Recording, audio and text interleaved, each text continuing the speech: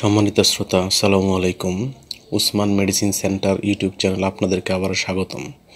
আজকের ভিডিওতে বাচ্চা বা প্রাপ্তবয়স্কদের সাধারণ ঠান্ডা, অ্যালার্জিক রাইনাইটিস, সাইনোসাইটিস, নাক বন্ধ থাকা, নাকের মাংস বৃদ্ধি ইত্যাদি সমাধান করে এমন একটি ভালো মেডিসিন বা নেজাল ড্রপ সম্পর্কে আলোচনা করব।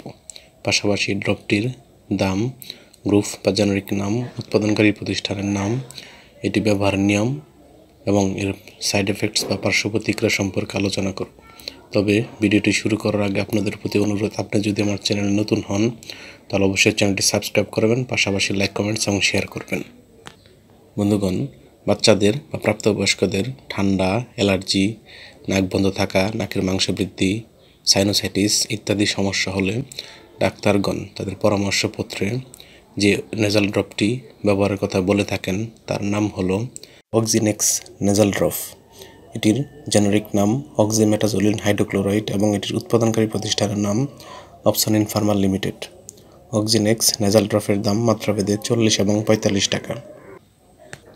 এটি ব্যবহারের নিয়ম হচ্ছে ব্যবহারের পূর্বে বোতল ভালোভাবে চাকিয়ে নিতে হবে।